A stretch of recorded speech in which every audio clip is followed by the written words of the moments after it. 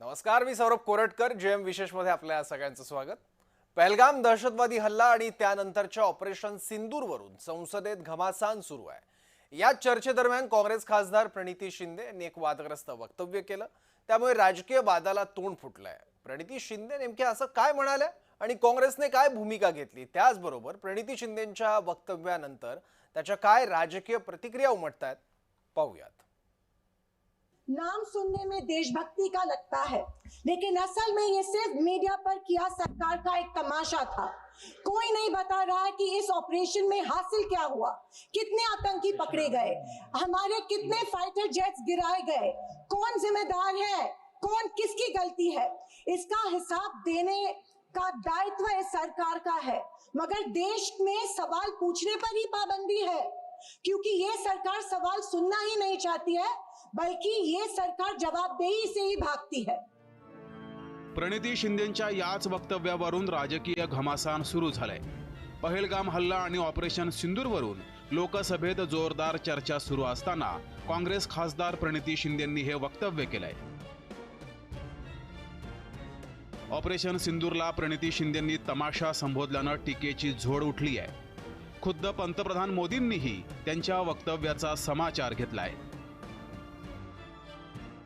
नाम सुनने में देशभक्ति का लगता है, लेकिन असल में ये सिर्फ मीडिया पर किया सरकार का एक तमाशा था। कोई नहीं बता रहा है कि इस ऑपरेशन में हासिल क्या हुआ, कितने आतंकी पकड़े गए, हमारे कितने फाइटर जेट्स गिराए गए, कौन जिम्मेदार है, कौन किसकी गलती है। इसका हिसाब देने का दायित्व इस सरकार का है, मगर देश में सवाल पूछने पर ही पाबंदी है, क्योंकि ये सरकार सवाल सुनना ही नहीं चाहती है, बल्कि ये सरकार जवाबदेही से ही भागती है। वो लगातार ऑपरेशन सिंदूर पर सवाल उठा रहे हैं।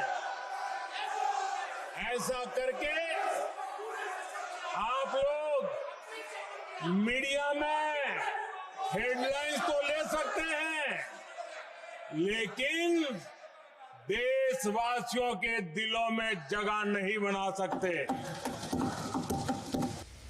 प्रणिती शिंदेंच्या वक्तव्याचे पडसाद उमटायला सुरुवात झाली आहे.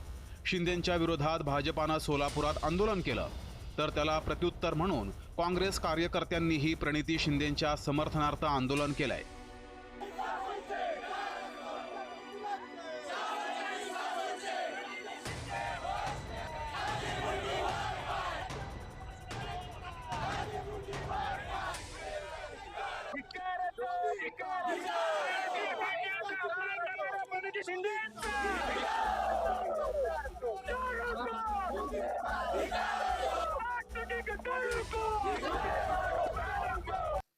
मला असं वाटतं की पहिल्यांदा तर ऑपरेशन सिंदूरला तमाशा म्हणणं याचा अर्थ जे 26 आमचे भारतीय त्या ठिकाणी मारले गेले त्यांचा अपमान करण्यासारखा आहे, त्यांच्या परिवाराचा अपमान करण्यासारखा आहे.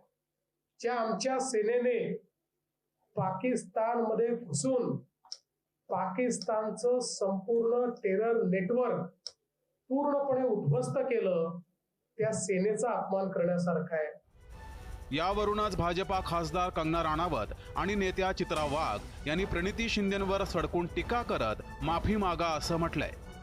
जो लोग लोगों को भटकाने की कोशिश कर रहे थे कि पीएम को उन्होंने ये ओपन चुनौती दी कि यहाँ पे खड़े होकर अगर पीएम बोल लें कि कभी मुझे किसी ने समझौते के लिए जो है वो इंटरफेयर नहीं किया तो मैं मान जाऊंगा, तो उन्होंने बोल दिया। उन्होंने बड़ी ही सहजता से वहां पे खड़े होके बोल दिया कि मैं जो किसी ने भी जो है वो इंटरफेयर करके यहाँ पे ये नहीं करवाई है, सीज फायर नहीं करवाई है, तो अब उनके मुंह बंद हो गए हैं, उनकी बोलती बंद हो गई है बिल्कुल। और लोगों के लिए ये बात स्पष्ट हो गई है कि ऑपरेशन सिंदूर हमारी भारत की, हमारी मिलिट्री की एक विजय गाथा है जो सदियों तक याद रखी जाएगी. भर संसदेत भारतीय सैन्याच्या शौर्याला तमाशा म्हणताना प्रणिती शिंदेंना लाज नाही वाटली का? ज्यांच्या बळावर तुम्ही आम्ही सगळे सुरक्षित आहोत त्यांच्याबद्दल अशी उपेक्षात्मक भाषा. काही एक फुकटचा सल्ला तुम्हाला देते, नाही तिथे तुष्टीकरणाचं राजकारण करायला जाऊ नका. हा केवळ भारतीय सैनिकांचा अपमान नाही, तर प्रत्येक देशभक्त आणि नागरिकाच्या अस्मितेवरती घाव आहे. शौर्याला तमाशा म्हणणाऱ्यांना जनता कधीच माफ करत नाही. प्रणिती शिंदे, लक्षात ठेवा. तर प्रणिती शिंदे मात्र अजूनही आपल्या वक्तव्यावर ठाम आहेत. त्यांनी माफी मागण्यासही नकार दिलाय. त्या 26 परिवार त्यांना कोणती ठेस जर पोचत असेल तर आम्ही सगळे मिळून, मी स्वतः, आम्ही 1000 वेळा माफी मागायला तयार आहोत. पण ह्या बीजेपीच्या ट्रोल्सला, भक्सना आणि ह्या लोकांना आम्ही ह्यांची कधीच माफी मागणार नाही. यावरूनच शिवसेना खासदार श्रीकांत शिंदेंनी प्रणिती शिंदेंवर निशाणा साधलाय. कल कुछ लोग यहाँ पर बोल रहे थे कि ऑपरेशन सिंदूर एक तमाशा है. मुझे उन लोगों को यहाँ पर कहना है कि जब 2008 में मुंबई में बम ब्लास्ट हुआ तब इनके मुख्यमंत्री एक बॉलीवुड के डायरेक्टर को लेकर जाकर ताज में उनको लेके जाने का काम इनके ही मुख्यमंत्री ने किया फिल्म बनाने के लिए. फिर बाद में इनके ही गृह मंत्री ने कहा कि बड़े बड़े देशों में छोटी छोटी बातें जो है होती रहती है. एक जबाबदार लोकप्रतिनिधी म्हणून संसदेत बोलताना शब्द जपून वापरणं अपेक्षित आहे. सैन्याच्या मोहिमेला तमाशा म्हणणं हा सैन्याचाच नाही तर दहशतवादी हल्ल्यात जीव गमावणाऱ्या शहीदांचाही अपमान आहे. त्यामुळे आपण काय बोलतोय याची उपरती खासदार महोदयांना लवकर होईल एवढीच अपेक्षा. ब्युरो रिपोर्ट, जय महाराष्ट्र न्यूज, मुंबई.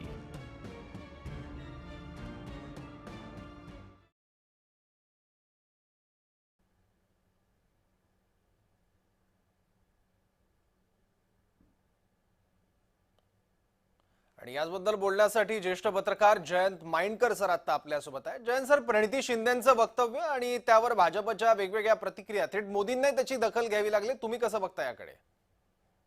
नाही, हे म्हणजे प्रणिती शिंदेंनी एक अशा मुद्द्याला हात घातलाय असं मी मानतो की जो मुद्दा तसं पाहिलं तर या आधी सुद्धा आलेला आहे. युट्यूबवर अक्षरशः दाबण्यात आलेला आहे. याचं कारण नरेंद्र मोदींचं ते वादग्रस्त वक्तव्य की जेव्हा एक व्यापारी आपली पुंजी लावतो बिझनेस मध्ये आणि एक जवान आपलं जीवन समर्पण करतो देशाकरता. हे बघा, हे वाक्य 2014च्या आधीच आहे आणि तेव्हा त्यांनी कंपॅरिझन केली होती. व्यापारी जेव्हा आपली पुंजी बिझनेस करता देतो आणि आपलं जीवन कोणीतरी अर्पण करतो, मुळात याची कंपॅरिझन करणं हेच चुकीचं आहे. ही कंपॅरिझन केली आणि त्याच्यानंतर मी याचा एक फॉलोअर आहे म्हणून तुम्हाला सांगतो, युट्यूबवर जाणीवपूर्वक हे विधान कमीत कमी प्रमाणात दाखवण्यात आलं. ही फॅक्ट आहे. त्याच्यानंतर मी ते शोधून काढलेलं आणि आता बरोबर त्याचाच उल्लेख प्रणिती शिंदेंनी केलेला आहे.